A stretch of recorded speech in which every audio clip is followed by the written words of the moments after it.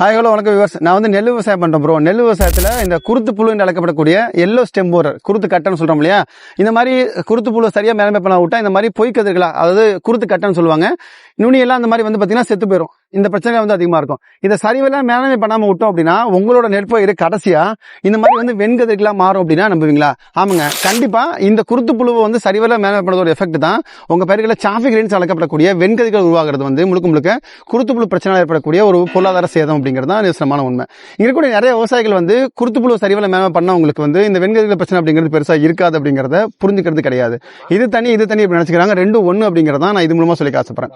இதுக்கு சரியா மேலாண்மை பண்ணணும்னு நினைச்சிங்க அப்படின்னா ஒரு 15 to 20 நாட்களுக்குள்ள இந்த குருத்துக்கட்டை பிரச்சனை ஈஸியா ஆரம்பிக்கிற ஸ்டேஜில் ஒரு ஏக்கராக்கு 5 கிலோ ஸ்கிரீன்ல தெரியக்கூடிய வைப்ரண்ட் அப்படின்னு அழைக்கப்படக்கூடிய PA இண்டிசிஸோட இந்த குருவை உபயோகப்படுத்தும் மூலமாக அப் டு 5 வாரம் வரைக்குமான உங்களோட நிலம்பெயர்கள் ஏற்படக்கூடிய இந்த குருத்துக்கட்டை பிரச்சனை, மெயினா வந்து குருத்து புழு என்று அழைக்கப்படக்கூடிய இந்த பிரச்சனை சரி பண்ணி ஈஸியாக மேலாண்மை பண்ண முடியும். உங்க பயிர்களில் அதிகமான இந்த சாஃபி கிரெயின்ஸ் அழைக்கப்படக்கூடிய இந்த வெண்கதிர்கள் நோய், வெண்கதிர்கள் அப்படிங்கக்கூடிய ஒரு பிரச்சனை ஏற்படுறது வந்து முடிஞ்ச அளவுக்கு குறைச்சிக்க முடியும் அப்படிங்கிறது நிதர்சனமான உண்மை. என்னென்னமோ மறந்துடுச்சு பார்த்தோம், நிறைய இடங்களில் சரிவர நம்ம பராமரிக்காம விட்டதோட விளைவுகள் பார்த்தீங்கன்னா அதிகப்படியான மகசூல் இழப்பை ஏற்படுத்துது அப்படிங்கிறது விவசாயிகளுக்கு மிகப்பெரிய பிரச்சனையா இருக்கு.